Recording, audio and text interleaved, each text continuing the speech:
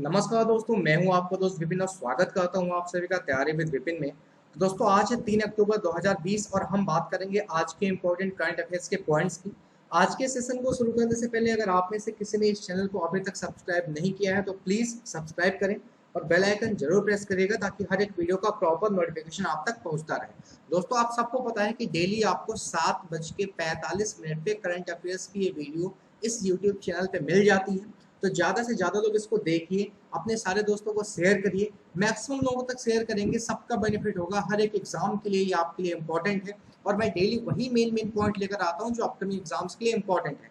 आज के सेशन को शुरू करने से पहले एक और इम्पॉर्टेंट बात, अगर आप में से किसी ने मेरी मैथ की क्लास अभी तक अटेंड नहीं की है और आप कमेंट सेक्शन को स्ट्रॉन्ग करना चाहते हो तो आपको डाउनलोड करना होगा अनअकैडमी का लर्निंग ऐप। अनअकैडमी के लर्निंग ऐप को डाउनलोड करने के बाद आपको लॉगिन करना होगा और एसएससी गोल सेलेक्ट करके आपको मुझे सर्च करना होगा। मेरा नाम आपके सामने विजिबल है, विपिन शुक्ला। जब आप सर्च करोगे मेरी प्रोफाइल ओपन होगी, आप मुझे फॉलो करिए और पर डे 4 बजे यहाँ पे आपको चैप्टर वाइज क्लास मिलती है, इस क्लास को आप अटेंड करिए। तो चलिए दोस्तों, शुरू करते हैं आज की अपने करंट अफेयर्स के सेशन को।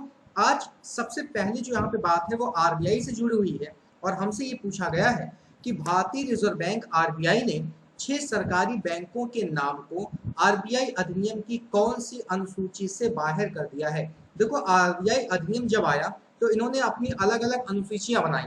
पहली अनुसूची में इन्होंने एक साथ जितने बैंकों को सरकारी किया, रेगुलेट किया। उसके बाद दूसरी सूची आई, दूसरी सूची में इन्होंने कितने बैंकों को आगे रेगुलाइज किया। तो इसी तरीके से अलग अलग इनकी अनुसूची है। अभी हमसे ये कह रहा है कि कौन सी अनुसूची में इन्होंने 6 सरकारी बैंकों के नाम को आरबीआई अधिनियम की अनुसूची से बाहर कर दिया है। तो पहले तो मैं आपको राइट आंसर बता दूं, दूसरी अनुसूची। दूसरी अनुसूची के तहत आरबीआई ने टोटल 6 ऐसी बैंक हैं। अगर मैं हर एक बैंक का नाम आपको गिनाऊं तो सबसे पहली बैंक है आपकी सिंडिकेट। सिंडिकेट के बाद दूसरी बैंक है आपकी OBC, oriental bank of commerce. तीसरी है आपकी United bank of India, UBI. चौथी बैंक है आपकी आंध्रा बैंक। आंध्रा बैंक के बाद पांचवी जो बैंक है वो है आपकी कॉर्पोरेशन बैंक। कॉर्पोरेशन बैंक के बाद छठवीं जो है वो है आपकी इलाहाबाद बैंक। दोस्तों, इन 6 बैंकों को आरबीआई अधिनियम सूची से बाहर कर दिया गया है। अगर हम बात करें 2017 में, तो आपको पता होगा कि 2017 में देश में टोटल 27 गवर्नमेंट बैंक थे, टोटल 27 सरकारी बैंक थे। और अब ये 27 से घटकर 2020 में कितने हो गए हैं? केवल 12 हो गए हैं। बैंकों को आपस में मर्जर किया जा रहा है, बैंकों का आपस में विलय किया जा रहा है। तो अभी ये भी आपसे पूछा जा सकता है कि 2020 में टोटल कितने सरकारी बैंक हैं, तो आपका जवाब होगा 12। नेक्स्ट क्वेश्चन पे चलेंगे। अगला क्वेश्चन दोस्तों ये है कि श्री अपूर्वा चंद्रा और ये आईएएस हैं, इन्होंने हाल में ही किस मंत्रालय में सचिव के पद पर कार्यभार को ग्रहण किया है? तो दोस्तों, श्रम और रोजगार मंत्रालय। पहले तो मैं आपको आंसर बता दूं, ये जो अपूर्वा चंद्रा है ये आईएएस महाराष्ट्र 1988 बैच के अधिकारी हैं। तब ये जो आईएएस हैं ये 1988 बैच के आईएएस हैं और महाराष्ट्र बिलोंग करते हैं। इन्होंने श्रम और रोजगार मंत्रालय में सचिव के रूप में कार्यभार ग्रहण किया है। इससे पहले अगर इनकी हिस्ट्री की बात करें तो इससे पहले ये विशेष महानिदेशक रक्षा अधिग्रहण और रक्षा मंत्रालय के रूप में भी सेवारत थे। अगर इनकी हम बात करें तो इससे पहले इनके पास रक्षा मंत्रालय भी था, रक्षा मंत्रालय में भी इन्होंने काम किया, रक्षा मंत्रालय पूरा इनके पास था। इसके अलावा विशेष महानिदेशक का मतलब सरकार को कब कौन सा कदम उठाना चाहिए उसके लिए जो माननीय इनके सलाहकार होते हैं उसमें भी ये रह चुके हैं। रक्षा अधिग्रहण भी इनके पास काफी टाइम तक था। तो आपसे इतना ज्यादा डीप में तो नहीं पूछेगा, बट हाँ, नई इनकी नियुक्ति हुई है तो ध्यान रखिएगा कि इन्होंने श्रम और रोजगार मंत्रालय में सचिव के तौर पर नया कार्यभार इन्होंने संभाला है। 1988 बैच की आईएएस है अपूर्व चंद्रा जी। नेक्स्ट पे चलेंगे दोस्तों।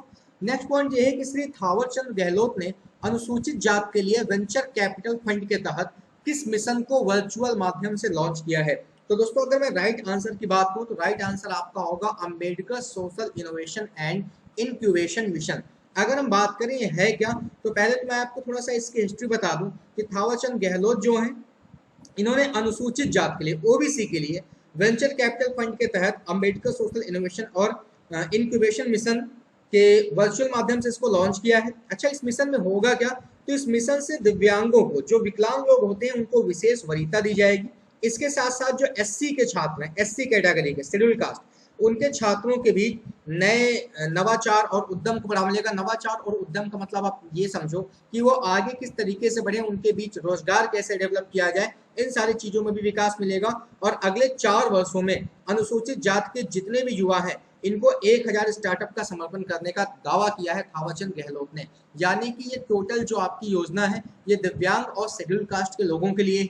आपसे पूछा गया है कि इस योजना का नाम क्या है, तो दोस्तों इस योजना का नाम है Ambedkar social innovation and incubation mission. इसको शॉर्ट में ASIIM भी कहा जाता है। तो ये भी आपसे पूछा जा सकता है किसने लॉन्च किया, थावरचंद गहलोत ने।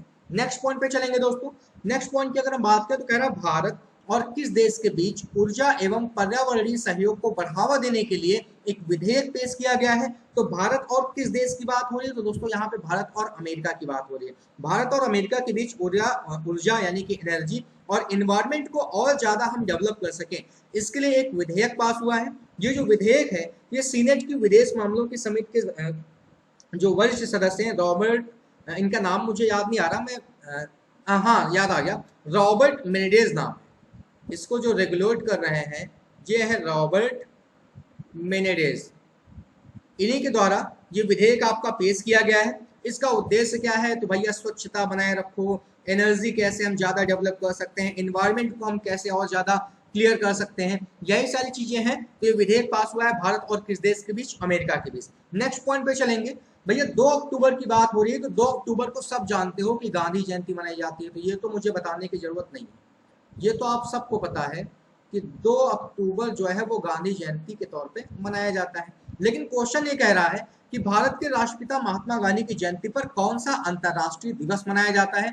दोस्तों इस बात को याद रखिएगा, देखो गांधी जो थे वो अहिंसावादी थे, और अहिंसावादी थे तो इस दिन को हम लोग अंतरराष्ट्रीय अहिंसा दिवस के नाम से भी जानते हैं। अच्छा यहीं पे मैं आपको बता देता हूँ 3 अक्टूबर।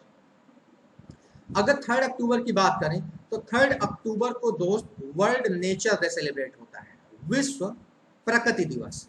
विश्व प्रकृति दिवस हमारा सेलिब्रेट होता है कब, 3 अक्टूबर को। तो आज 3 तारीख है, तो ये भी एक क्वेश्चन है कि भैया 3 अक्टूबर कौन सा डे सेलिब्रेट किया जाता है 3 अक्टूबर को, तो आपको बताना होगा world nature day. Next point पे चलेंगे। अगला पॉइंट दोस्तों ये है कि आईपीएल 2020 में कौन सा गेंदबाज आईपीएल के इतिहास में लगातार 10 मैचों में 2 या इससे ज्यादा विकेट लेने वाला पहला गेंदबाज बन गया है। दोस्तों वो है आपके कगिसो रबाडा। कगिसो रबाडा की बात करें तो आईपीएल 2020 में ये दिल्ली कैपिटल्स के तेज गेंदबाज हैं, दिल्ली कैपिटल्स की तरफ से ये खेलते हैं, और इन्होंने हाल ही में सनराइजर्स हैदराबाद के खिलाफ 2 विकेट लेकर आईपीएल के इतिहास में लगातार 10 मैचों में 2 विकेट या फिर मोर देन 2 विकेट, इससे ज्यादा 2 विकेट लेने वाले ये पहले ऐसे गेंदबाज बन गए हैं। तो याद रखिएगा इनका नाम है कगिसो रबाडा, दिल्ली कैपिटल्स के लिए खेलते हैं, आईपीएल 2020 की बात की जा रही है। टीम भी मैं यहाँ पे लिख देता हूँ दिल्ली कैपिटल्स, ठीक है। नेक्स्ट पॉइंट पे चलेंगे। नेक्स्ट पॉइंट तो आपका जाना पहचाना है, अगर आपको याद हो तो मैंने आपको बताया था कि कुवैत के एक नवाब हैं जिनका हाल में ही निधन हुआ है, और उनकी जगह उनके चचेरे भाई ने ली। तो अभी यहाँ पे कह रहा है शेख नवाब अल अहमद अल सबा ने इनमें से किस देश में नए अमीर का पद संभाल लिया है, तो आपका राइट आंसर होगा दोस्त कुवैत। कुवैत में इन्होंने नए अमीर का पद संभाल लिया है। इनके सौतेले भाई की बात करें तो शेख सबा अल अहमद अल सबा के निधन पे ये उनके बाद इस पद को संभाले हैं। ये क्वेश्चन मैं पहले भी करा चुका हूँ, ये इंपॉर्टेंट है। इनके पहले जो इनके चचेरे भाई थे जिनका निधन हुआ है उनका नाम है शेख सबा अल अहमद, आगे का पूरा नाम वही है अल अहमद अल सबा। इनकी डेथ हुई तो इनकी जगह कौन रिप्लेस हुआ, ये रिप्लेस हो गए शेख नवाब, ठीक है। कहाँ के हैं, कुवैत की है। नेक्स्ट पॉइंट पे चलेंगे। नेक्स्ट पॉइंट दोस्तों ये है कि भारत और किस देश ने डिकार्बोनाइजेशन के समर्थन में स्टेटमेंट ऑफ इंटेंट पर हस्ताक्षर किए हैं। तो पहले तो मैं राइट आंसर आपको बता दूं, तो भारत और नीदरलैंड के बीच समझौता हुआ है। भारत और नीदरलैंड ने क्या किया, नई दिल्ली ने स्वच्छ और अधिक ऊर्जा हासिल करने के लिए, यानी कि जो भी एनर्जी मिल रही है वो बिल्कुल अच्छी मिले, स्वच्छ मिले, प्योर मिले, इसके लिए उन्होंने क्या किया है, डिकार्बोनाइजेशन के लिए एक स्टेटमेंट ऑफ इंटेंट पर हस्ताक्षर किए हैं। और स्टेटमेंट ऑफ इंटेंट का मतलब दोस्तों SOI होता है, कहीं कहीं ये आपको शॉर्ट फॉर्म में भी मिल जाएगा। तो इन्होंने क्या किया है, इस आयोग पर इस नीति के तहत यहाँ पे कौन कौन हस्ताक्षर में अवेलेबल था, किसने किसने साइन किए हैं। तो भारत की तरफ से नीति आयोग के जो अध्यक्ष हैं कौन, अमिताभ कांत, भारत की तरफ से अमिताभ कांत। और नीदरलैंड के जो राजदूत हैं उनका नाम है इस समय Morten van den, Morten van den, यही दोनों लोग थे। इन दोनों ने इस पे समझौते पे हस्ताक्षर किया है। कहाँ पे? दिल्ली में। ये समझौता किया गया है भारत और नीदरलैंड के बीच कि भाई डीकार्बोनाइजेशन हो। कार्बोनाइजेशन, देखो कार्बोनाइजेशन और डीकार्बोनाइजेशन का मतलब क्या है कि जितने भी गंदगी है उसको हटा के उसी को हम एनर्जी में कन्वर्ट करते हैं, वही आपका डीकार्बोनाइजेशन कहलाता है। तो ये क्वेश्चन बस ये बन रहा है कि भैया कौन कौन से देश के बीच समझौता हुआ है, तो भारत और नीदरलैंड के बीच। भारत की तरफ से हस्ताक्षर किए हैं अमिताभ कांत ने नीति आयोग से, और यहाँ से राजदूत हैं आपके नीदरलैंड के मॉर्टन वैन डेक, इन्होंने हस्ताक्षर किए हैं। नेक्स्ट पॉइंट पे चलेंगे। नेक्स्ट पॉइंट दोस्तों ये है कि द्विपक्षीय अंतरराष्ट्रीय हवाई संपर्क को बढ़ावा देने के उद्देश्य से भारत ने केन्या और किस देश के साथ एयर बबल व्यवस्था पर एक करार पे हस्ताक्षर किए हैं? तो दोस्तों राइट आंसर है आपका भूटान। द्विपक्षीय अंतरराष्ट्रीय हवाई संपर्क को बढ़ावा देने के उद्देश्य से भारत ने केन्या और भूटान के साथ एयर बबल व्यवस्था पर करार किया है। एयर बबल व्यवस्था है क्या? तो इस समझौते के तहत दोस्तों हुआ यह है कि भारत और अपनी देशों की जो हवाई सेवाएं हैं, ये दोनों अपने देशों में भारत और केन्या और भूटान, ये तीनों देश आदान प्रदान करेंगे अपने देश की हवाई सेवाओं का। इससे पहले भारत ने Afghanistan, Bahrain, Canada, France, Germany, Iraq, Japan, Maldives, Nigeria, Qatar, UAE, UK, ऐसे टोटल 13 देश हैं जिनके साथ एयर बबल की व्यवस्था की है। एयर बबल दोस्तों है क्या? तो एयर बबल को आप इस तरीके से समझो कि मान लो इंडिया की खुद की कोई एक कंपनी, एयर इंडिया मान लो, तो एयर इंडिया अभी तक खुद की कंपनी थी भैया, किसकी? इंडिया की थी। अब तो नहीं रह गई, लेकिन अभी तक एग्जांपल समझो। तो अगर एयर इंडिया है तो मान लो अगर एयर बबल के तहत आपने कोई करार हस्ताक्षर कर लिया, तो अगर मान लो केन्या और भूटान को कल को जरूरत पड़ जाए तो वो एयर इंडिया को अपने देश के लिए भी यूज कर सकते हैं, यानी कि हमारी सर्विसेज को आप यूज करो, आपकी सर्विसेज को हम यूज करेंगे, यही है आपका एयर बबल। नेक्स्ट पॉइंट पे चलेंगे दोस्तों।